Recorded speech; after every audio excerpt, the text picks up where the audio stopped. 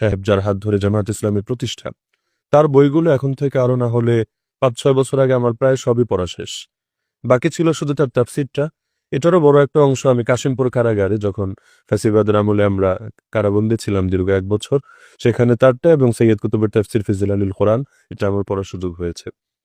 তো মৌলিকভাবে চিন্তা চেতনার দিক থেকে বড় একটা আকর্ষণ তো সেখান থেকেই তৈরি হয়েছে। তবে আমরা যেহেতু একটা নির্দিষ্ট ঘরানায় বেড়ে উঠেছি, যেখানে জামায়াতে ইসলামের ব্যাপারে ব্যাপক সমালোচনা এবং তাদেরকে নিয়ে ব্যাপক আপত্তি, একটা পর্যায়ে এগুলো নিয়ে আমি তুলনামূলক পড়াশোনা শুরু করলাম, যে জামায়াতের ব্যাপারে কি কি আপত্তি করা হয় এবং তাদের দিক থেকে কি কি ব্যাখ্যা বা জবাব দেওয়া হয়। একটা পর্যায়ে দেখলাম যে আপত্তির কিছু বিষয় তো অবশ্যই যৌক্তিক, কোনো সন্দেহ নেই, আর কিছু বিষয় এমন যেটা কারো বোঝার ভুল অথবা উপস্থাপনের ভুল। যেমন কখনো এমনও হয়েছে যে একটা কথা পূর্বাপর সামনে রাখলেই বোঝা যাচ্ছে যেটা আসলে আপত্তিকর কোনো বিষয়ই না, কিন্তু আকবর বাদ দিয়ে 1-2টো বাক্য নিয়ে এমন একটা আপত্তি দাঁড় করানো হয়েছে যা দেখলে মনে হবে যে মাওলানা মওদুদী মুসলমানই না, তিনি সর্বোচ্চ পর্যায়ের নাস্তিক বেঈমান, আল্লাহ হেফাজত করুন। তো একটা পর্যায়ে দেখলাম, আমার কাছে যেটা মনে হলো যে নিঃসন্দেহে জামায়াতে ইসলামী বা যে কোনো সংগঠনের মধ্যে 100 থেকে 100% কেউ যদি চায় যে একদম নিখুঁত, একদম ত্রুটিমুক্ত, এই জামানায় এটা সম্ভব হবে না। আল্লাহ রসুল সাল্লাহ সাল্লাম ছাড়া দ্বিতীয় কাউকে এমন পাবে যে যিনি রাসূলের মতো এত নিখুঁত, এতটা ত্রুটিহীন, এটা কোশ্চিনকালেও সম্ভব না। একইভাবে আল্লাহ রসুল সাল্লাহ সাল্লামের হাতে যারা গড়ে উঠেছেন, তাদের মতো নিখুঁত প্রজন্ম যদি কেউ খোঁজে, এটাও তো কোশ্চিনকালে সম্ভব না। তো ত্রুটি বিচ্যুতি, ভুলভ্রান্তি সব জায়গায় থাকবে। কিন্তু আমার কাছে মনে হয়েছে যে জামায়াতে ইসলামের মধ্যে যে ভুলভ্রান্তি আছে, এগুলো অনেকগুলো এমন যেটা সংশোধন সম্ভব।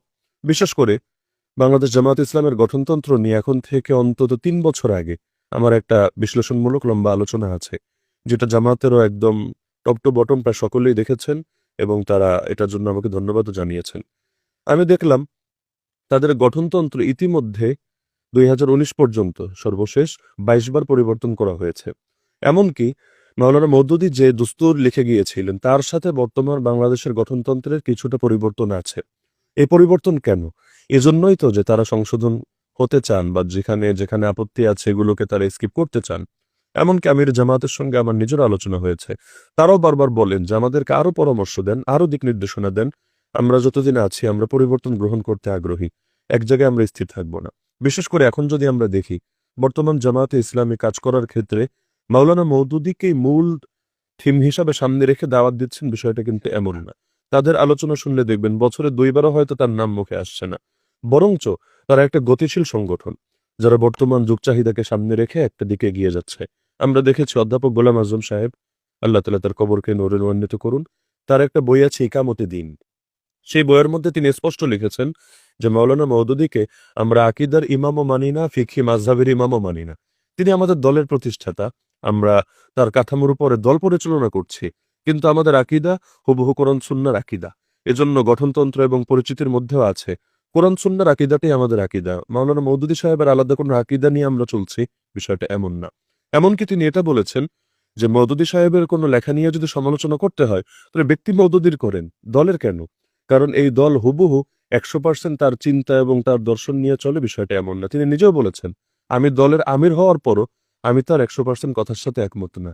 তার যে কথা কোরআন হাদিসের সাথে মিলে আমি সেটা মানি, যেটা মিলে না সেটা মানি না।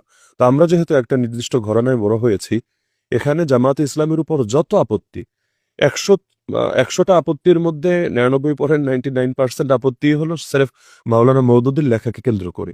একটা পর্যায়ে যখন বুঝলাম যে না, মাওলানা মওদুদীর সেই কোনো ভুল বা কোনো বিচ্ছিন্নতার দায় দল নেবে না, এবং প্রথম যেদিন রেজুলেশন হয়ে আহ, এখানে যে কার্য বিবরণী আছে, এটা যেদিন পাশ হয় মাওলানা মওদুদীর জীবদ্দশায়, সেখানে একটা রেজুলেশন করে পাশ হয়েছিল যে তার কোনো ফিক বা তার কোনো ব্যক্তিগত মত এটা জামাত ইসলামী নিতে বাধ্য না।